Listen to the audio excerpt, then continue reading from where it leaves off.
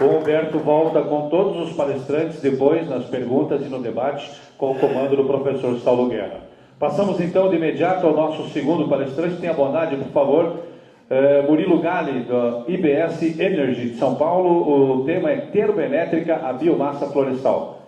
Tenha bondade, fique à vontade, Murilo. Bom dia a todos. Meu nome é Murilo Galli. Represento aqui o grupo IBS Energy.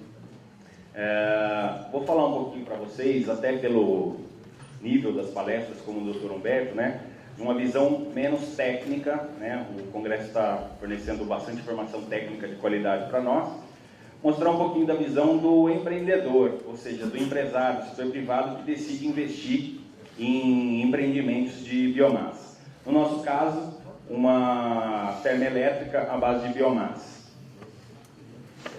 Então, antes, para contextualizar, o grupo IBS Energy é um grupo do setor elétrico, com 18 anos, capital privado, 2 sócios, nacional, a empresa, sede em São Paulo, capital.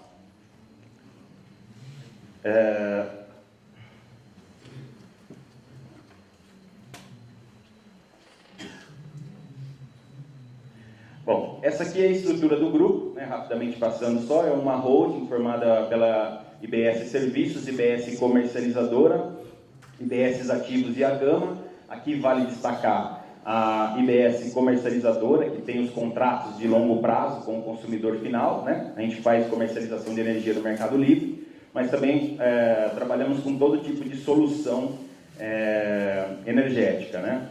Aqui alguns números do grupo, então é um grupo aí com 1,2 bi de contratos recebíveis até 2026, fazemos a gestão hoje de mais ou menos 500 mega, fazemos parte da Bracel, os números são todos auditados por empresas independentes, temos um conselho deliberativo, ou seja, os sócios não participam diretamente do dia a dia da empresa, uma empresa profissionalizada, com presidente, diretoria e tal.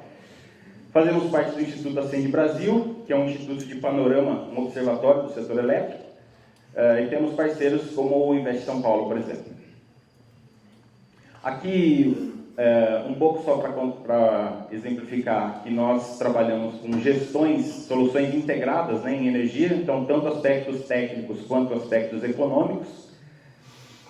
Aqui, uma pincelada da nossa carteira de clientes, porque é importante para demonstrar aquilo que nos motivou a entrar em geração de energia. Então, e também mostra aqui um pouco como a nossa carteira é heterogênea, né? Hoje, temos uma maior participação na nossa carteira do setor de autopeças, alimentos e bebidas, mas também temos varejo, distribuição, logística e alguns casos aqui curiosos, como por exemplo o Santuário de Aparecida, Museu de Arte do Rio, VLT Carioca, todos sob nossa gestão. Bom, essa é uma premissa importante, que é o que nos motivou a partir para a geração de energia, tá? Nosso compromisso é prover a melhor solução para os nossos clientes. E por que isso é importante? Porque o que antecede uma solução é um problema. Então nós entendemos que havia um problema que iria atingir os nossos clientes. E aí eu vou explicar para vocês por que gerar energia no nosso caso. Foi uma decisão. Isso aqui é um gráfico apresentado no plano decenal da EPE, Ministério de Minas, onde vocês podem observar que aqui, essa parte, toda essa plotagem em cinza, é tudo que existe de energia, oferta existente e energia contratada. No caso aqui, o PDE até 2026. Isso aqui são 2 linhas traçando cenários, né, que o Ministério de Minas fez. Um cenário um pouco mais otimista e um menos otimista. 2,5% de crescimento ao ano da economia, 3,2% de crescimento ao ano. Independente dos cenários, a gente enxerga que em meados de 2022 ou 2023, vocês estão dando para ver aqui, a gente começa a ter problema. Ou seja, existe falta de energia. Quão grande é essa falta? Essa falta é em torno de 10 a 15 mil megamédios, o que representa mais ou menos 2 a 3 vezes o consumo de Portugal. Isso aqui é o mesmo gráfico anterior, apenas atualizado com o PDE 2027, para mostrar que, na verdade, o problema não foi solucionado, ele foi postergado. Então, aqui, 2023, a gente solucionou o problema e aí empurrou para 2024. Isso muito reflexo da gente ainda estar economicamente meio travado, né? A economia não deslanchou, mas a gente tem esse problema. É até um paradoxo falar isso, mas na verdade, na crise, no último governo Dilma, a gente teve aquela crise econômica, então eletricamente nós somos salvos pela crise, senão nós já teríamos problema, com certeza. E se a gente não fizer alguma coisa, nós teremos problema. Agora, o que é preciso fazer, segundo a EPE? Segundo a EPE, então, aquele cenário, aquela plotagem vermelha, que é a falta de energia, a EPE recomendou uma linha de ação, e essa linha de ação teria que ser empreendimentos que respeitassem algumas premissas. Nós temos hoje acordos de sustentabilidade para honrar, teria que ser uma solução de curto, médio prazo, não adianta ver, vamos construir outra Belo Monte. Belo Monte é um projeto da década de 80, que teve sua primeira turbina, ou ela foi inaugurada agora em abril de 2016, e as 24 turbinas têm previsão para rodar no primeiro trimestre de 2020, mas que ainda não foi totalmente concluído. Aqui a EPE, ela sugeriu uma linha com as fontes, né? E o que acaba sendo preocupante? Que aqui nós temos duas opções no cenário, de 2017 a 2026. Aqui em azul, energia fotovoltaica, em amarelo, energia eólica. E em vermelho, o que eles chamam de energia alternativa de ponta. Então, ou nós temos, para cumprir esse prazo, que partir para uma energia suja e cara, ou para uma energia intermitente. E mesmo que decidíssemos fazer isso, demandaria um investimento estimado na casa de 174 bilhões de reais em 6 anos. Alguém acredita que, para quem não investiu em infraestrutura, em 20 anos, em 6 anos, o governo vai conseguir investir esse montante? Não. A iniciativa privada tem capacidade para investir esse montante? Tem. O problema são políticas públicas. Nós precisamos de agilidade em políticas públicas para destravar e viabilizar todos esses investimentos. Então, resumindo a obra toda, nós temos um grande problema no setor elétrico, caso o país volte a crescer, né? Era até engraçado a gente acompanhar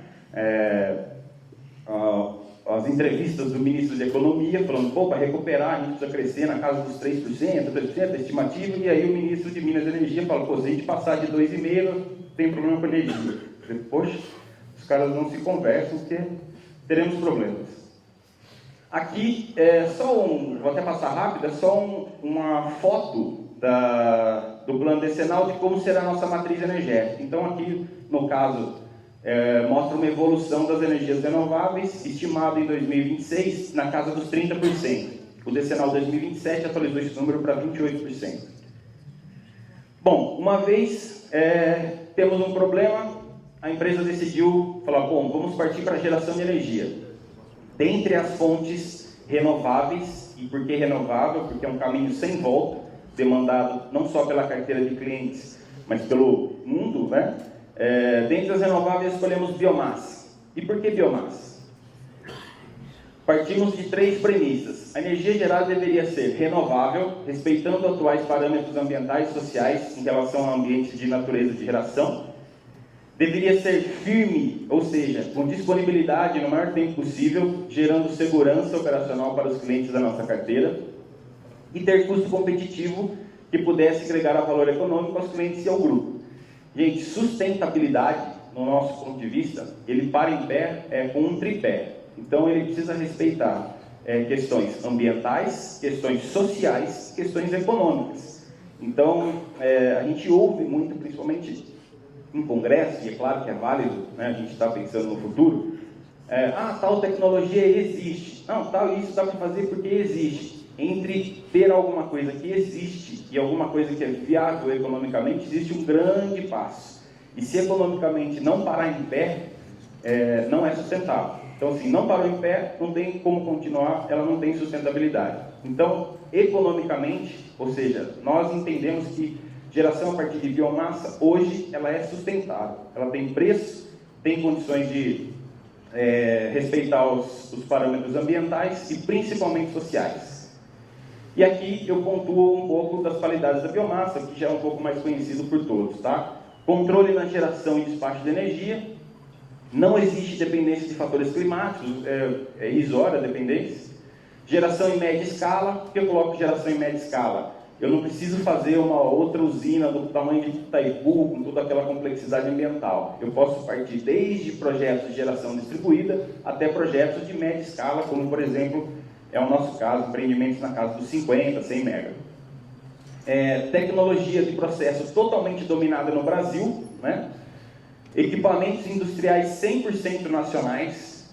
Então, a gente tem aí, por exemplo, um grande avanço do pessoal do fotovoltaica, e não é uma crítica, a empresa não tem paixão por nenhum tipo de fonte geradora, na verdade é só um comparativo. Hoje, por exemplo, eu fui numa feira em São Paulo faz umas 2 semanas e tinha lá um evento como esse, assim, com fornecedores, e tinha muito fotovoltaico. Acho que 90%, e não é um chute, noção de proporção, era chinês. Então, assim, as placas vêm da China, né, instalam aqui e beleza. A produção na cadeia de biomassa ela é 100% hoje industrializada aqui dentro do Brasil. Rastreabilidade em toda a cadeia de produção, isso é muito importante. Hoje, a cadeia de biomassa fornece selos e certificação de rastreabilidade ambiental desde o viveiro, seja qual for a planta, eucalipto, cana-de-açúcar, qualquer que for, até a energia no fio. Passando por todo aquele processo que o Dr. Humberto mostrou aqui, a gente tem hoje órgãos que credenciam a sustentabilidade de cada operação. Impacta diretamente índices sociais no local de instalação. O que isso quer dizer? Diferente de solar e eólica novamente, que você uma vez instala lá e aí vai ficar cumprindo o seu papel de geração, aqui eu tenho um processo. No nosso caso, é um projeto com vida útil de 30 anos. Por 30 anos eu vou ter plantio, colheita, transporte, processamento industrial, eu vou fomentar a economia local. Então isso tem uma representatividade num país como o nosso, muito importante. E mais uma vez, custo competitivo da energia gerada. Escolhemos a cidade de Lençóis Paulista, no interior de São Paulo. E por que escolhemos essa cidade? Quando você vai fazer um empreendimento dessa natureza, 3 aspectos precisam ser respeitados: disponibilidade de combustível, disponibilidade de água e disponibilidade de linha de transmissão. Aqui alguém também falou a respeito disso, que existem projetos que estão prontos ou projetados, mas que por problemas de transmissão estão parados. Isso é muito comum. Premissa importante também encontrada na cidade: mão de obra qualificada, políticas públicas de incentivo e infraestrutura. Bom, lá nós fizemos um estudo, aí sim falando especificamente um pouco mais de biomassa.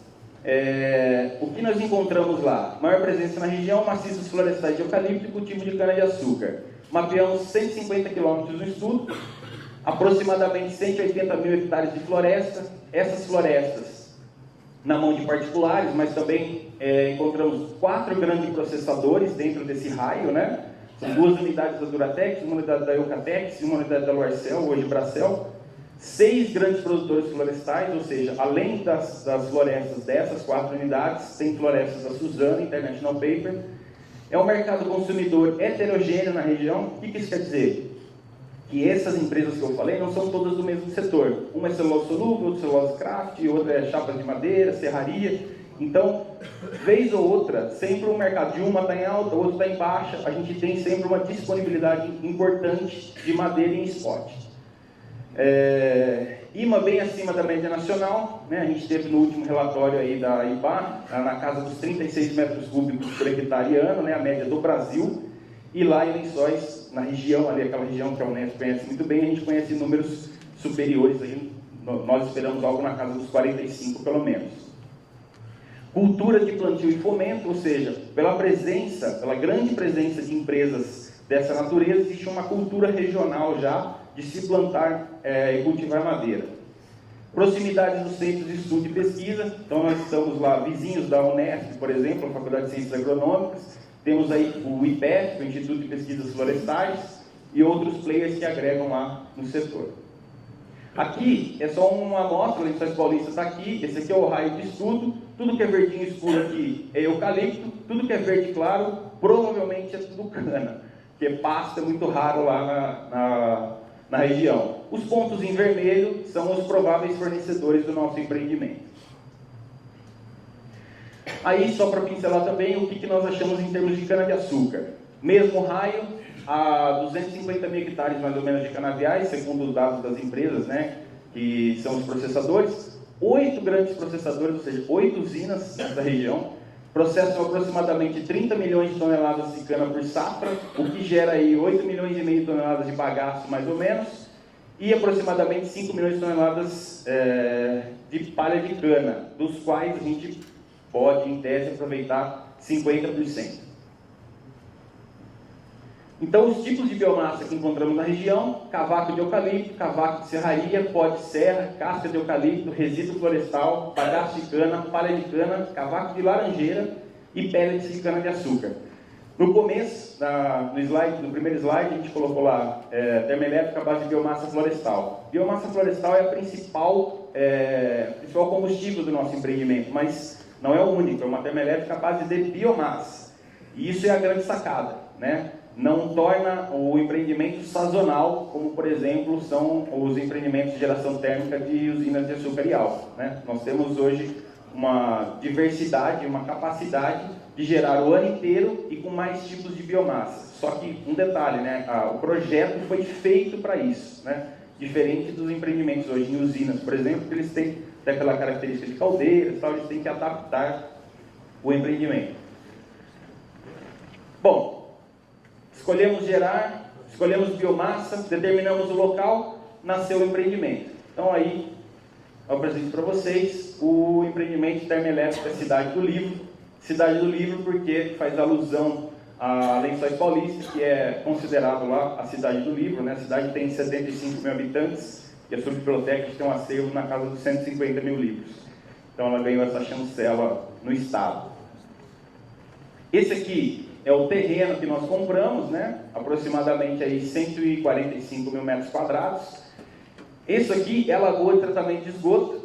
Então, naquilo que eu disse lá que nós precisávamos de 3 pontos, o ponto água, aqui nós temos captação de água do aquífero. A cidade fica sob um grande aquífero, o aquífero Guarani, onde a gente consegue fazer a captação industrial. Fica a 800 metros de um rio, um vazão importante para captação. E nós vamos captar a água da vazão dessa lagoa. É uma lagoa simples de decantação, que tem a sua vazão para o rio, e nós vamos fazer a captação dessa água, fazer o tratamento e usar a água para resfriamento. Então, além da disponibilidade de água, a gente ganha uma outra chancela aí na parte de sustentabilidade ambiental. Aqui é a planta do empreendimento, está meio escuro aqui, mas pátio de toras, pátio de cavaco, pátio de outras biomassas, as 2 esteiras, caldeira, álcool de backup, casa de força, torres de resfriamento, de tratamento, subestação administrativa, a linha de transmissão está aqui na frente, a 500 metros. E aqui alguns números do empreendimento. É um empreendimento de 350 milhões no seu EPC, a gente estima aí mais uns 150 milhões em floresta, só que OPEX, mas a gente talvez tenha que adiantar alguma coisa. 65 megamédios de capacidade instalada, 50 mega de capacidade para despachar na rede, 96,8% de eficiência, a área eu já mencionei. Caso a gente partisse só para a floresta, né, a gente estima uma área entre 17 e 18 mil hectares, principal combustível cavaco de madeira, estimado aí 650 mil toneladas ano, flex combustível, e aí, como eu disse, né, a gente já vai conseguir ter outras biomassas na operação, início das operações em 2022. Então, aqui 2 pontos que eu acho importante falar para vocês. Primeiro, o nível de eficiência. Nós estamos estimando parar para manutenção 12 dias no ano.